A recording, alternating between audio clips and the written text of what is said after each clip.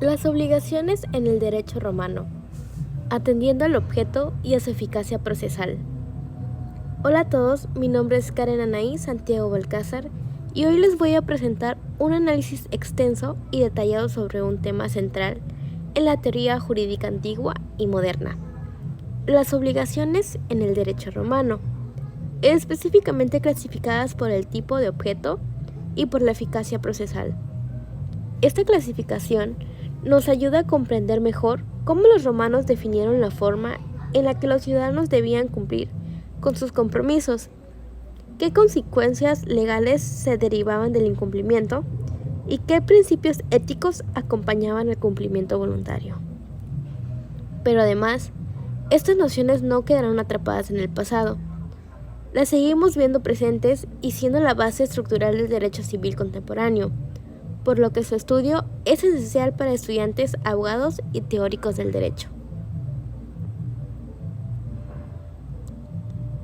Obligaciones atendiendo al objeto. Una pequeña introducción. Antes de adentrarnos en la clasificación, es importante recordar qué se entiende por obligación en el derecho romano. En el derecho romano, el objeto de una obligación es la prestación que el deudor debe cumplir. Puede consistir en dar, hacer o no hacer. Para los juristas romanos, una obligación era un vínculo jurídico por el cual una persona, llamada deudor, se comprometía frente a otra, el acreedor, a realizar una prestación determinada. Esta prestación podía consistir en dar algo, hacer algo o abstenerse de hacer algo. El rasgo esencial de la obligación era que generaba una relación jurídica. El acreedor podía exigir el cumplimiento y el deudor estaba legal o moralmente obligado a cumplirla. Pero no todas las obligaciones eran iguales. Algunas se podían reclamar legalmente, mientras otras no. Algunas podían cumplir parcialmente, otras exigían el cumplimiento total. Aquí es donde entran los criterios de clasificación que veremos a lo largo de esta exposición. En el tema también tenemos la clasificación de la obligación según el objeto: el dare, el facere y el prestare. La obligación en el derecho romano se clasificaba según el tipo de prestación que el deudor debía cumplir. Esta clasificación se basaba en el objeto de la obligación y se divide en tres categorías fundamentales. El dare, que significa dar, implica la transmisión de la propiedad de una cosa. No se trata solo de entregar algo físicamente, sino de transferir el dominio, el derecho real sobre la cosa. Por ejemplo, dar una parcela de tierra o a un esclavo. El facere significa hacer. Incluye la realización de un acto, que puede ser tanto una acción como una abstención. Aquí no hay transferencia de propiedad, sino la ejecución de un servicio, como construir una casa, redactar un documento o incluso abstenerse de ejercer un derecho. Y el prestare se traduce como garantizar o responder. Implica asumir una responsabilidad, ya sea por daños, por el cumplimiento de una prestación o por la calidad de una cosa entregada. También puede incluir la entrega de una cosa en garantía. Este esquema no solo facilita la comprensión de la obligación, sino que influía directamente en su tratamiento jurídico, en la acción que podía ejercerse para exigir la complicidad. Divisibles e indivisibles. La primera clasificación se basa en el objeto de la obligación, es decir, en el contenido específico de la prestación que debe realizar el deudor. ¿Cuál es la diferencia? En el derecho romano se consideraba que el objeto podía reunir tres condiciones. 1. Ser posible, es decir, que no puede obligarse a lo imposible, como entregar una isla que no existe. 2. Debía ser lícito, no puede ir contra la ley ni a la buena costumbre. 3. Ser determinado o determinable, debe poder conocerse con claridad. A partir de estas condiciones, los juristas romanos desarrollaron varias subclasificaciones que explicaremos a continuación. Estas subcategorías muestran la justificación del pensamiento jurídico romano. Una obligación divisible es aquella en la que la prestación se puede cumplir por partes sin afectar la esencia del compromiso. Un buen ejemplo es cuando se promete entregar 1000 monedas de oro. Si se entregan partes, no se altera el valor del objeto, porque cada parte conservaría su valor. En cambio, en una obligación indivisible, es aquella en la que la prestación solo puede cumplirse íntegramente. Por ejemplo, si alguien obliga a entregar un caballo específico o una estatua, no puede entregar medio caballo o una parte de la estatua. Esta distinción era muy relevante en Roma para determinar si era válido un cumplimiento parcial y especialmente para definir la responsabilidad cuando eran varios deudores o varios acreedores. En los casos indivisibles, cada deudor podía cumplir su parte proporcional. En los indivisibles, todos los deudores eran solidarios, o cumplían todos juntos o ninguno podía cumplir. Tenemos las obligaciones genéricas y específicas. Otra clasificación, la cual es muy importante, es esta.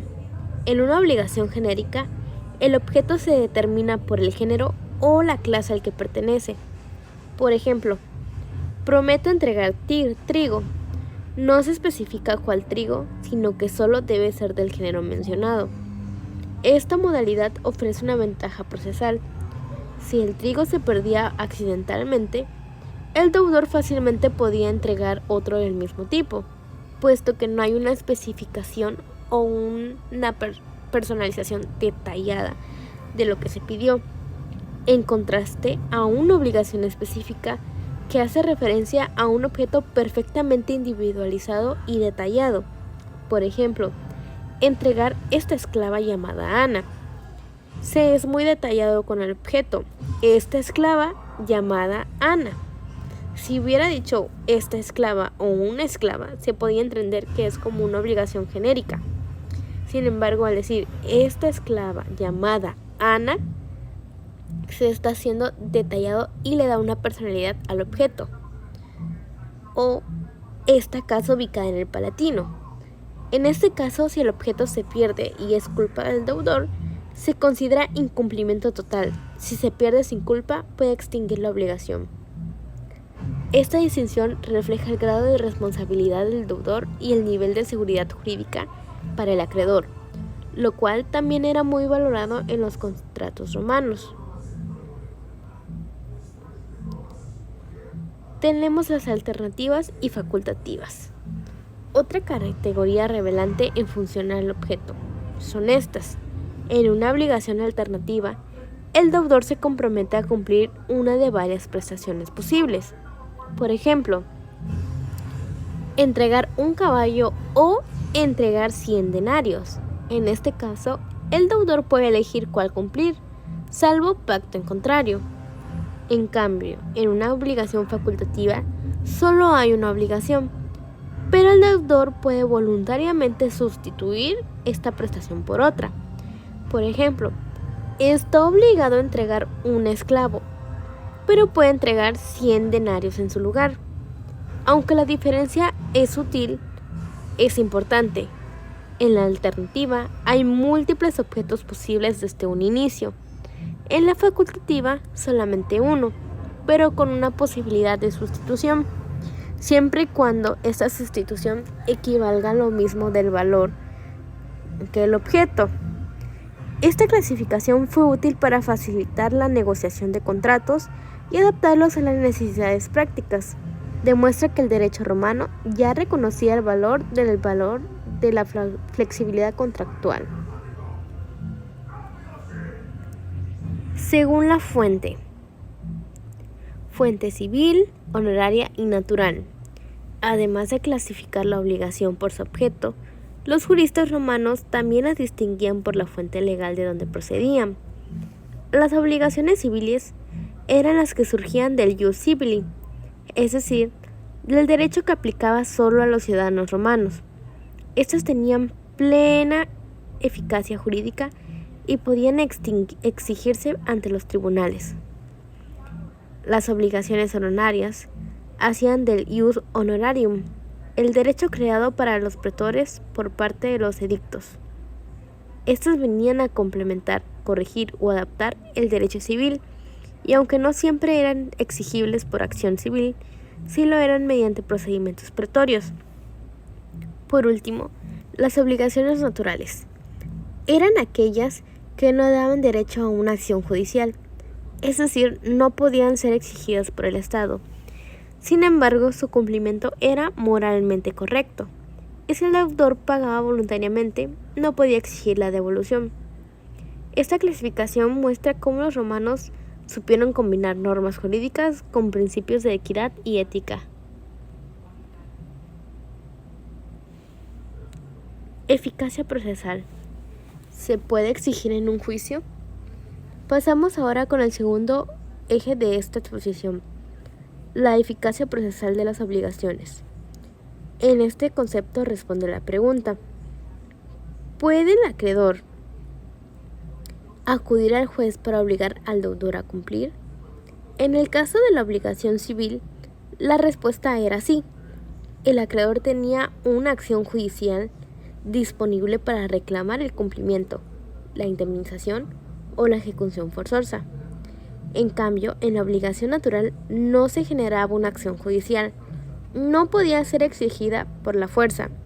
Sin embargo, si se cumplían, el cumplimiento era válido y no se podía pedirlo entregado de regreso.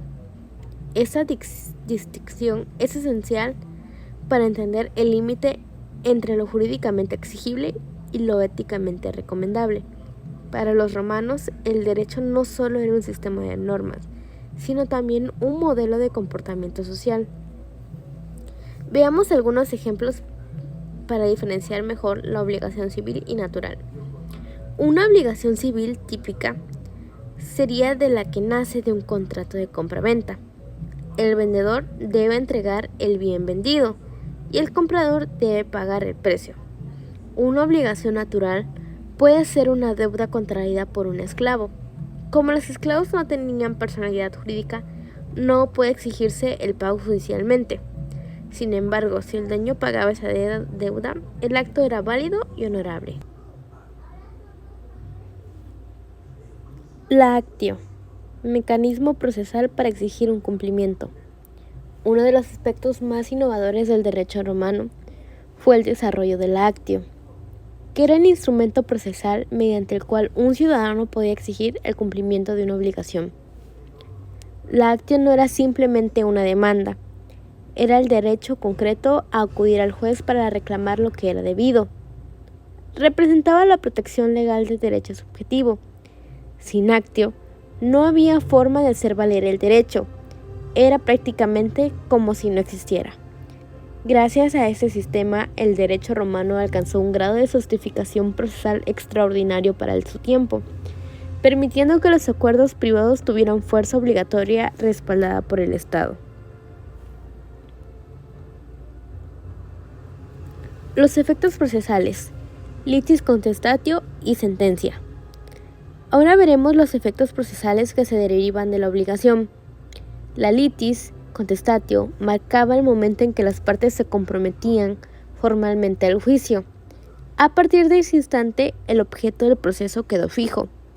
Incluso podía modificar la naturaleza de la obligación.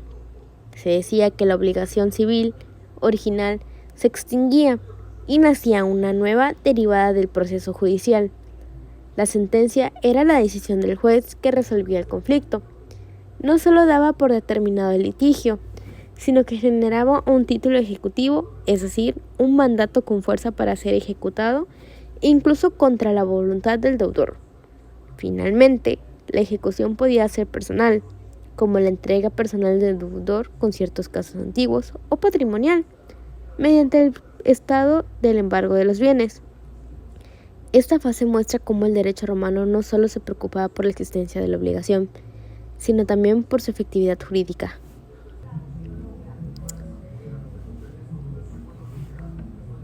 Para finalizar, podemos concluir que la clasificación de la obligación en el derecho romano, tanto por el objeto como por la eficacia procesal, constituyen un legado valioso que aún influye en nuestros días.